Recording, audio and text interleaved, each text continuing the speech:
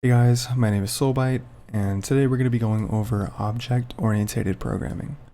Object-oriented programming is basically just a style of programming that allows us to utilize objects in order to make some of our tasks a lot easier. And you can think of an object as kind of like an entity that bundles certain data and functions. If you're a little confused, don't worry. When I first heard what an object was, I was quite confused too, but I learned better with examples, so we will go over an example today by creating a user class. And before we get into that, I want to kind of bring up why we would use an object and kind of, what it could help with. So for example, if we were creating a website that had users and we had users sign up the website and fill out information like their name, age, occupation, etc. It would be good to have something that would store all of this data for each specific user, right? So for each user, it would have their specific age, their specific name, their job, etc. So we can do this by every time a user signs up, we create a new object, a user object, and this user object will hold the name, age, and occupation of the user, and that way it's kind of all just in one place and neatly organized for each individual user. And the way that these objects will be created is using a class. Now, a class you can think of basically as a blueprint for creating an object. So a class will allow us to define which data, which attributes, which members of that object will be in each object that is created. So hopefully that kind of makes sense. If it doesn't, don't worry. Object-oriented programming is one of those first hurdles that you kind of have to get over in computer science. So just keep sticking with me, and I'm going to show you guys kind of an example of a class here and how we can use that to create an object and even access the data with each individual object. So we're going to start by creating a class, which, like I said, is like the blueprint, and we're going to name it user. So this will be the blueprint for each user object that is created. Now, very important, something that is very specific to classes and structs is that we need to add a semicolon here.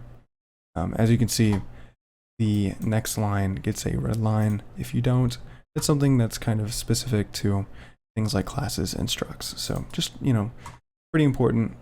If you're not using an IDE like VS Code, that can kind of tell you that. So just kind of make sure to remember that going forward. Anyways, so we're going to go ahead and create a blueprint for each object. So for each object, for each user, I want them to have, or I want to store the information of, let's say, their name, and let's just do their age. Let's just do name and age for right now.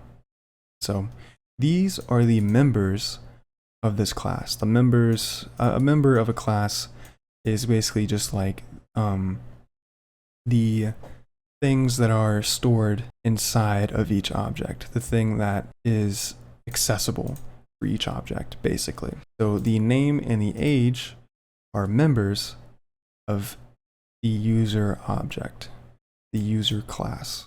So now let's go ahead and kind of show an example of how we would exactly create a new user. So this is pretty simple, actually. I'm sure you guys have seen something like this, creating just a number variable, right? So creating a new user object is done in a very similar way. We just define the data type, or the object that we are trying to create here, that being a new user object. And then we're going to go ahead and name it user1. And now we have an object named user1. So user1 now has these two attributes inside of it.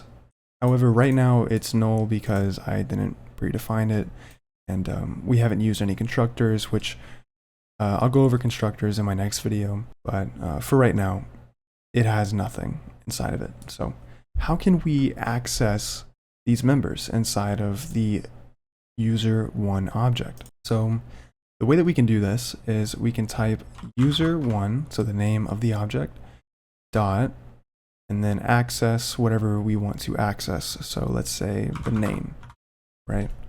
But hold on, we have a red line here. This is because we're running into a problem with the scope of these members. So classes have something called access modifiers, and there's 3 of them. There's going to be private, public, and protected. I'm not going to go into protected today. I'm going to save that for a later video. But for right now, the more important ones are going to be private and public. So what's the difference between those? What does that mean? What am I talking about? So basically, these things identify where these members can be accessed in program. So by default, if nothing is specified about these members, they are automatically private. So that means that we cannot access these members. We can't change their values or anything like that outside of the class declaration here. So that means we can't change the name to, say, Solbyte. We can't do this. However, we could very easily do this inside of the class declaration itself.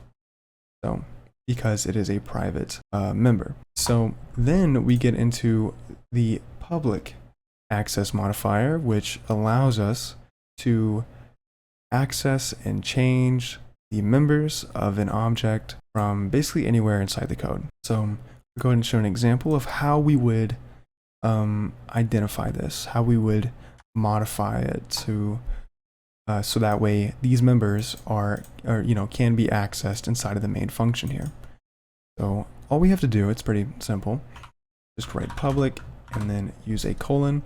And so now anything after this colon here, any member after this colon will be public. So as you can see, the red line here has disappeared, and that is because we can now change user1's name to Solbyte. So these are now public. I'll go ahead and show a little, a little example of how we can do a private member, because you can do public and private, and there's good reasons to do both. If you want certain data to be hidden from the rest of the code, you don't want it to be accessed, you don't want it to be modified, etc. So let's say something like an ID, I guess, right? So like the ID of a user could be private. So if I try to go here and identify that, or access that, we obviously can't. And you can actually see, if you're using an IDE like VS Code, you can actually see which members you can. Okay, that's because I just put it there. Okay, I was confused. I was like, what? But yeah, you can actually see which members you can access and modify here in this little drop-down menu, and that is if you're using VS Code like I am. So anyways, let's go ahead and actually fill user1 really quick. Let's kind of give it the correct attributes. So I've already changed its name. Let's go ahead and change the age. And yeah, that should be good. So now let's go ahead and print this to the terminal, just so that way we can kind of see that these attributes for our user here has actually been updated. And sorry, I'm having to look behind a pretty big microphone right now in order to see certain things. Okay. Perfect. So we're going to have this print to the terminal really quick. So let's go ahead and open up the terminal. And let's see. Compile, and let's go ahead and run it. And as we can see, the name Solbyte and age 22. Perfect. That is exactly what we want to see. All right, so hopefully this is making sense so far. One more thing I do want to kind of show you guys that is very handy is, let's say we don't want this functionality here in the main function. We want the main function to be as clean as possible, obviously. So let's actually use something called a class method. And a class method is essentially just a function inside of the class. So it's a function that you can use on an object. And here I'll kind of give a little example of that with the print information. So we'll create a function, print info, and let's just kind of do the same thing here. I think would be the best example that I can show. And one thing is we can cut out the user1, so we can just use name and age because it's accessible from right up here. So now what we can do is, instead of writing all of this here in the main function, we now have this method that can be called for each user object. So we're going to go here to user1, and as you can see in this little drop down menu, the print info is available because it is a public method. Let's go ahead and do that, and let's go ahead and recompile one more time, and as you can see, the code still works perfectly. Prints the name and the age. So that's a pretty basic introduction to classes and object-oriented programming. It's actually really cool stuff. It makes programming a lot easier for really big projects, really big data types that may have specific functionalities within them. So in my next video, I'm going to go over constructors and how we can use those to create a new object with predefined values. Because let's say if I go down here and I just leave, let's say I just totally comment out, just for an example, I just totally comment out these, me changing the attributes of our user1 object. So let's go ahead and just kind of see what happens. And as you can see, we're getting what looks like to be some memory overflow and a blank string. So obviously we don't want something like this to happen. So this is why constructors are very important for creating new objects, and I will go into that in my next video.